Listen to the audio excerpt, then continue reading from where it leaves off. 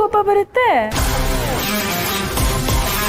ನನಗೋಸ್ಕರ ನನ್ನ Subbu cinema hero ತರ ಫೈಟ್ ಮಾಡಿದ್ರೆ ಹೇಗಿರುತ್ತೆ? ಎಲ್ಲ ಹುಡುಗಿರ್ಗೂ ಇದೊಂದು ಆಸೆ ಇರುತ್ತೆ, ತನ್ನ ಹುಡುಗ ತನಗೋಸ್ಕರ ಫೈಟ್ ಮಾಡೋದನ್ನ ನೋಡ್ಬೇಕು ಅಂತ. ಆಹಾ, ಈಗ ಈ ಆಸೆನೂ ಈಡೇರುತ್ತೆ. ನೋಡೋಣ ಸುಬ್ಬು ಹೇಗ್ ಫೈಟ್ ಮಾಡ್ತಾನೆ ಅಂತ. ಸುಬ್ಬು, ಇಷ್ಟು ದಿನ ನಾನಿನ್ನ ಚಾಕ್ಲೇಟ್ ಹೀರೋ ಅನ್ಕೊಂಡಿದ್ದೆ, ಆದ್ರೆ ಇವತ್ತು ನೀನ್ ಆಕ್ಷನ್ ಹೀರೋ ಅಂತ ಪ್ರೂವ್ ಆಗುತ್ತೆ.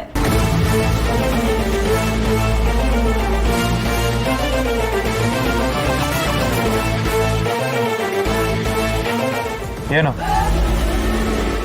ಬ್ರದರ್, ಒಂದು ಹುಡುಗಿ ಮನಸ್ಸಲ್ಲಿ ಏನಿದೆ ಅಂತ ತಿಳ್ಕೊಳ್ದಿರಾನೆ ಪ್ರೀತಿ ಪ್ರೀತಿ ಅಂತ ಹಿಂದೆ ಬಿದ್ದಿದ್ದೀರಲ್ಲ, ಇದು ಸರಿನಾ? ಅಲ್ಲ, ನೀವು ಕಾಲೇಜ್ಗೆ ಏನಕ್ಕೆ ಬರ್ತೀರಾ? ಓದಕ್ಕೆ ತಾನೇ ಬರ್ತೀರಾ? ಓದೋದು ಬಿಟ್ಟು ಈ ಥರ ಪ್ರೀತಿ ಪ್ರೇಮ ಅಂತ ಟೈಮ್ ವೇಸ್ಟ್ ಮಾಡಿದ್ರೆ ಜೀವನದಲ್ಲಿ ಸಾಧನೆ ಮಾಡೋದಕ್ಕಾಗತ್ತಾ? ಜೀವನ ಅಂದ್ರೆ ಪ್ರೀತಿ ಪ್ರೇಮ ಮದುವೆ ಸಂಸಾರ ಅಲ್ಲ. ಜೀವನ ಅಂದ್ರೆ ಸಾಧನೆ. ಸಾಧನೆ ಮಾಡೋದೇ ಜೀವನ.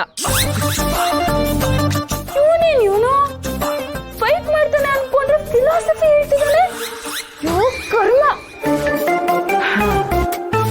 ಅದು ಸರಿ, ಶ್ರಾವಣಿ ಮೇಡಮ್ನ ಪ್ರೀತಿ ಮಾಡ್ತೀನಿ ಅಂತ ಹೇಳ್ತಿದ್ಯಲ್ಲ, ಶ್ರಾವಣಿ ಮೇಡಮ್ ಬಗ್ಗೆ ನಿಂಗೆ ಏನು ಅನ್ಕೊಂಡಿದ್ಯಾ?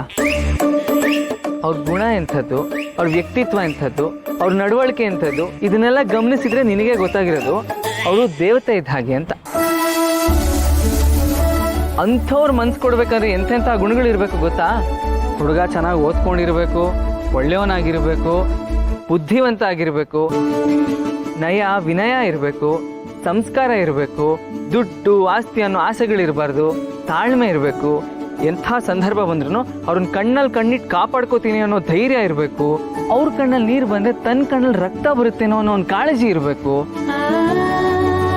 ಅವ್ರು ಇಷ್ಟಪಟ್ಟಿದ್ದನ್ನು ನೆರವೇರಿಸ್ಬೇಕು, ಅವ್ರಿಗೆ ಕಷ್ಟ ಆಗ್ತಿದ್ದಂಗೆ ನೋಡ್ಕೋಬೇಕು, ಅವ್ರ ಭಾವನೆಗಳಿಗೆ ಸ್ಪಂದಿಸ್ಬೇಕು, ಅವ್ರ ಕೋಪ ಬಂದರೆ ಸಮಾಧಾನ ಮಾಡಬೇಕು, ಅದೇ ಕೋಪದಲ್ಲಿ ಎಡೇಟ್ ಹೊಡೆದ್ರೆ ಹೊಡೆಸ್ಕೊಂಡು ನಗ್ನಗ್ತಾ ಇರಬೇಕು, ಅವ್ರ ನಗು ನೋಡಿ ನಗಬೇಕು, ಅವ್ರಿಗೆ ದುಃಖ ಆದರೆ ಕಣ್ಣಲ್ಲಿ ನೀರು ಬರಬೇಕು,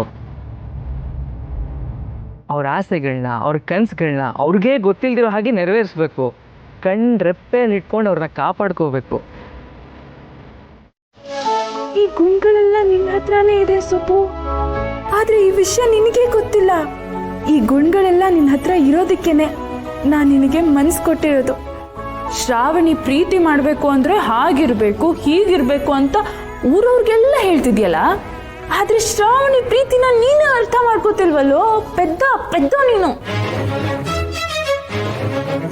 ಇಲ್ಲ ಸರ್, ಸಾರಿ, ನನ್ನಿಂದ ತಪ್ಪಾಯ್ತು. ನಾನು ನೋಡಿದ ತಕ್ಷಣನೇ ಅಟ್ರಾಕ್ಟ್ ಆಗಿ ಲವ್ ಅಂತ ತಪ್ಪಾಗಿ ತಿಳ್ಕೊಂಡೆ. ನೀವು ಹೇಳೋಷ್ಟೆಲ್ಲ ಒಳ್ಳೆನಲ್ಲ, ನನಗೆ ಆ ಥರ ಇರೋದಕ್ಕೆ ಸಾಧ್ಯನೂ ಇಲ್ಲ. Shravani, I am very sorry. Let's be friends.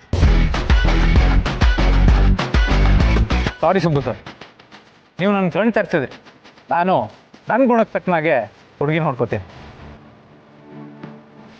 Once again I am very sorry. All the best. Thank you.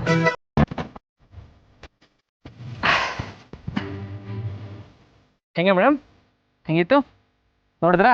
ಇನ್ಮೇಲೆ ನಿನ್ನ ಸವಾಸಕ್ಕೆ ಬರಲ್ಲ.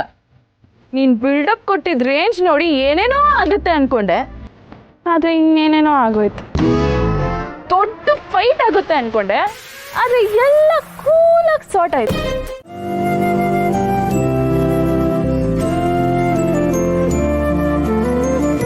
ಜೊತೆಲಿ ಹುಟ್ಟಿದ ತಂಗಿ ಜೀವನ ಹಾಳು ಮಾಡಿ ಈಗ ಶ್ರಾವಣಿಗೋಸ್ಕರ ಬೇಡ್ಕೊಂತಿದ್ಯಾ? ನಿನ್ನೆ ನನ್ನ ಮದುವೆ ಮಾತುಕತೆ ಇದೆ ಅಂತ ಗೊತ್ತಿದ್ರು ಕೂಡ ಶ್ರಾವಣಿ ಜೊತೆ ಊರೆಲ್ಲ ಸುತ್ಕೊಂಡು ಒಂದಿನ ಬಿಟ್ಟು ಬರ್ತಿದ್ಯಲ್ಲ, ಈಗ ನನ್ನ ಜೀವನ ಹಾಳಾಯ್ತು. ನಾನು ಯಾವ ದೇವ್ರ ಹತ್ರ ಬೇಡ್ಕೊಳ್ಳಿ?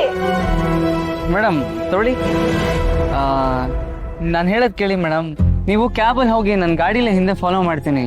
ನೀನ್ ನನ್ನನ್ನು ಫಾಲೋ ಮಾಡ್ಲೇಬೇಕು, ಆದ್ರೆ ಈಗ ನಾನು ಕ್ಯಾಬಲ್ಲಿ ಹೋಗ್ತಾ ಇಲ್ಲ, ನಾನು ನಿನ್ ಜೊತೆ ಗಾಡಿಯಲ್ಲಿ ಹೋಗ್ತಿದ್ದೀನಿ ಅಷ್ಟೇ. ಮೇಡಮ್ ತುಂಬಾ ಬಿಸಿಲಿದೆ, ನೀವು ಕ್ಯಾಬಲ್ಲಿ AC ಹಾಕೊಂಡು ಆರಾಮಾಗಿ ಕೂಲಾಗಿ ಹೋಗಿ ಮೇಡಮ್. ಏನು ಬಿಸಿಲಿದ್ಯಾ? ರಾತ್ರಿ ಮಳೆ ಬಂದಿದೆ, ಈಗಲೂ ಮಳೆ ಬರೋ ತರ ಇದೆ, ನೀನ್ ಬಿಸಿಲಿದೆ ಅಂತಿದ್ಯಲ್ಲ ಸುಬ್ಬು. ಇಲ್ಲ, ಅದೇ ಹೇಳಕ್ ಬಂದೆ, ಬಿಸಿಲಿಲ್ಲ ಮಳೆ ಬರೋ ತರ ಇದೆ, ನೀವು ಕ್ಯಾಬಲ್ಲಿ ಹೋಗಿ ಮೇಡಮ್, ನಾನು ಹಿಂದೆ ಗಾಡಿ ಫಾಲೋ ಮಾಡ್ತೀನಿ. ಛೇ, ಎಂಥ ವೇಸ್ಟ್ ಫೆಲ್ಲೋನು ನೀನು. ಮಳೆಲಿ ನಿನ್ ಜೊತೆಲಿ ಬೈಕಲ್ಲಿ ಬೆಂಗಳೂರು ರೋಡ್ಗಳಲ್ಲಿ ಓಡಾಡ್ತಿದ್ರೆ ಸ್ವರ್ಗಕ್ಕೆ 3 ಕಿಲೋಮೀಟರ್ ಅನ್ಸಲ್ವಾ? ರೊಮ್ಯಾಂಟಿಕ್ ಆಗಿ ಯೋಚನೆ ಮಾಡಲ್ವಲ್ಲೋ ಗೂಬೆ ಸುಬ್ಬ. ಮೇಡಮ್ ಕೋಪ ಮಾಡ್ಕೋಬೇಡಿ, ನಾನು ಕ್ಯಾಬ್ ಬುಕ್ ಮಾಡ್ತೀನಿ. ಅದೆಲ್ಲ ಆಗಲ್ಲ. ಇನ್ಮೇಲೆ ಈ ಬೈಕ್ ಓಡಿಸೋ ನೀನು, ಈ ಬೈಕ್ ಹಿಂದಿರೋ ಸೀಟು ಎಲ್ಲ ನಂದೆ.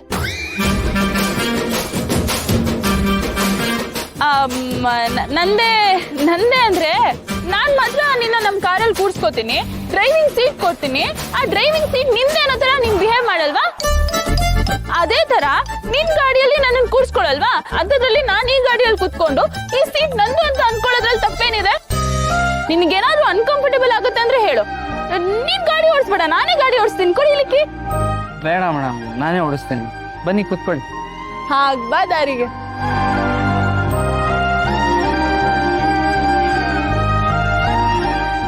ಆಹಾ, ಎಂಥ ಅದೃಷ್ಟ ನಂದು. ಜೀವನ ಈಗಷ್ಟೇ ಸರಿ ಹೋಗ್ತಿದೆ ಅನ್ನಿಸ್ತಿದೆ. ಒಂದಲ್ಲ ಒಂದು ಕಾರಣಕ್ಕೆ ಅಪ್ಪ ನನಗೆ ಹತ್ತಿರ ಆಗ್ತಿದ್ದಾರೆ. ಅಜ್ಜಿ ಸಿಕ್ಕಿದ್ರು, ಸಾಲಿಗ್ರಾಮಕ್ಕೆ ಹೋಗಿ ಬಂದೆ, ಅಮ್ಮನ್ ನೋಡಿದೆ, ಜೊತೆಗೆ ನನ್ನ ಹೃದಯದಲ್ಲಿರೋ ಹುಡುಗ ಯಾರು ಅನ್ನೋದು ಗೊತ್ತಾಯ್ತು. ಇನ್ನೇನ್ ಬೇಕು ಈ ಜೀವಕ್ಕೆ?